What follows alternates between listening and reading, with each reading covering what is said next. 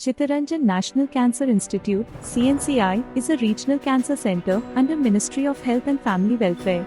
The old campus at Hajra was established by Professor Madam J. Curie in January 2, 1950. It is a 210-bedded hospital with an excellent research wing of its own. Now, on 7th of January 2022, the second campus of Kanji at Rajarhat New Town has been inaugurated by our Honorable Prime Minister Shri Narendra Modi. The new campus is a fully air-conditioned 460-bedded hospital with loads of facilities. नमस्कार, मैं doctor Amitabh Chittaranjan अस्पताल से। मेरे साथ doctor Rajdeep गुहा जो head and neck cancer specialist हैं। आज हम हेड एंड नेक कैंसर या मुंह या गले के कैंसर के विषय में थोड़ी सी बातें करेंगे। तो डॉक्टर राजदीप, मुंह और गले का कैंसर या हेड एंड नेक कैंसर किसे कहते हैं? आमतौर पे मुंह गले का कैंसर ये जो है ये देश का सबसे कैंसर का सबसे बड़ा हिस्सा इन्हीं को माना जाता है। ये बीमारी आप देखेंगे कि मुंह के अंदर कुछ ऐसे घाव या छाले हैं जो इलाज के बावजूद जब वो ठीक नहीं होता है, जैसे कि मुंह के अल्सर्स है या आवाज़ की बदलाव है, इन चीज़ों को हम लोग हेड एंड नेक कैंसर में इंक्लूड करते हैं। इन कैंसर्स को हमने सुना है कि प्रिवेंटेबल या इन कैंसर्स को होने से रोका जा सकता है, ऐसा सुना गया है या ऐसा माना जाता है। तो ऐसा क्यों माना जाता है कि head and neck cancers preventable cancer है? तो कैसा है कि दूसरे कैंसर के मुकाबले, जैसे कि आप अगर सोचे कि ब्रेस्ट कैंसर या कोलोन कैंसर, ये मूलतः कोई किसी चीज़ के सेवन से या ऐसे किसी चीज़ से नहीं होता है। पर मुंह के कैंसर ऐसे कैंसर्स है जो कि किसी तंबाकू का या शराब का सेवन से इसका नंबर्स बहुत ज़्यादा पाया जाता है।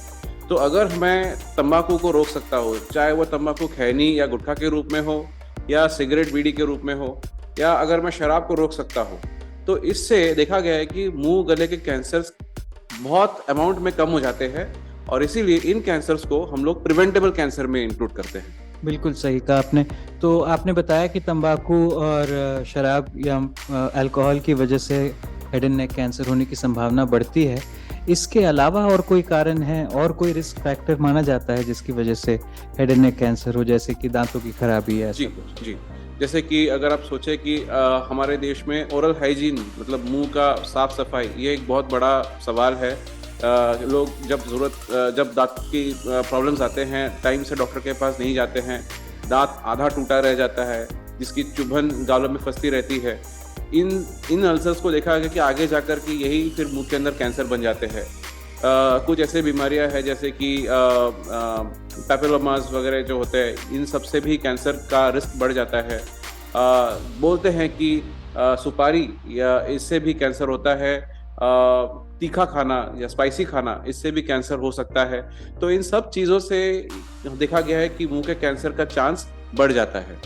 जी, और इसके अलावा ये भी सुनने में आता है कि कैंसर होने से पहले ऐसी कुछ बीमारियां मुंह के अंदर या गले के अंदर दिखती हैं जो कि भविष्य में कैंसर होने की संभावना को बढ़ाती हैं। जी। तो ऐसा किन बीमारियों के बारे में कहा जाता है कि प्री कैंसरस या कैंसर के पिछले स्टेज वाली जो बीमारियां हैं, इनके विषय में? ये बहुत ही अच्छा सवाल है, क्योंकि इसमें मैं एक और चीज़ आपको बताना चाहूँगा कि ओरल सेल्फ एग्जामिनेशन, अगर मैं मेरे मुंह के अंदर अच्छे से झांक करके देखूं कि मेरे मुंह के अंदर में कोई चट्टे, कोई दाग निशानी कुछ है और जो कि इलाज करने के बावजूद भी ठीक नहीं हो रहा है, ये वार्निंग साइन हो गया और इससे बीमारी जो है या तो रोका जा सकता है या फिर जल्दी पकड़ में आ सकता है ताकि इलाज आसानी से हो सके। तो मुंह के अंदर मैं देखूं क्या?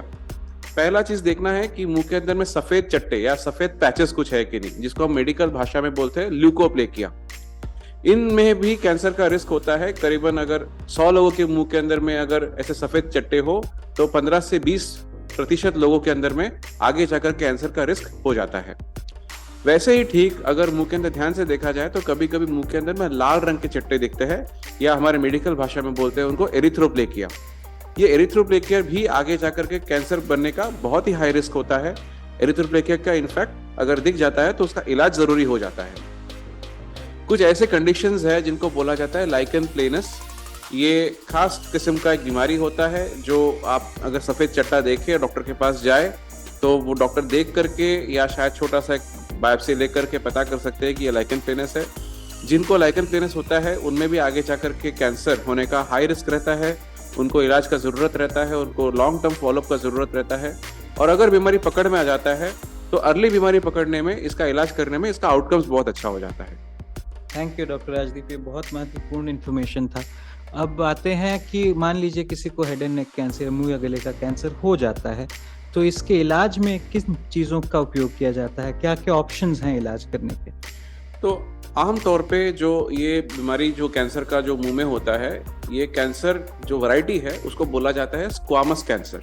यही हमारे देश का मुंह के अंदर के होने वाले कैंसर का एक सबसे बड़ा सेट यही है। स्क्वामस कैंसर जो है, इसका मेन इलाज होता है ऑपरेशन या सर्जरी करके बीमारी को काट के निकाला जाता है और उस जगह को या तो किसी तरीके से रिकंस्ट्रक्शन कर सकते हैं। सर्जरी में हम अभी जो है गले के ग्लैंड, जो नेक नोड्स होते हैं, उनका भी ओटी करते हैं। इसके सिवाय या इसके साथ में या सर्जरी के साथ में, या अगर समझो सर्जरी नहीं कर सकते हैं तो हम लोग रेडिएशन का भी इस्तेमाल करते हैं। कुछ पेशेंट्स में रेडिएशन के संग में या ऑपरेशन के संग में कीमोथेरेपी का भी इस्तेमाल किया जाता है। और आखिर में पूछना चाहूँगा कि आजकल पूरी दुनिया में कैंसर जब भी कहा जाता है तो इसी के इलाज के लिए एक नए तरह का अस्त्र है जिसके विषय में सब बहुत एक्साइटेड हैं, जो कि इम्यूनोथेरेपी है। आई एम श्योर आप सब इस बारे में सुन चुके होंगे। तो हेड एंड नेक कैंसर में इम्यूनोथेरेपी का क्या रोल है? फिलहाल जो हमारे पास जो इन्फॉर्मेशन या डेटा है उस हिसाब से किन मरीजों में ये यूजफुल है, और क्या इससे कैंसर क्योर किया जा सकता है हेड एंड नेक का? तो इम्यूनोथेरेपी जो है ये हाल ही में आया है। अभी भी ये एक्सपेरिमेंटल स्टेज में ही बोल सकते हैं कि अभी भी ये एक्सपेरिमेंटल स्टेज में ही है। ये नए तरीके का इलाज है जहाँ पे हम हमारे खुद के ही इम्यून सिस्टम को इस्तेमाल करते हैं कैंसर को हराने के लिए। बहुत ही इंटरेस्टिंग है, पर अभी भी इसको हेड एंड नेक कैंसर में उस तरीके से इस्तेमाल नहीं किया गया है।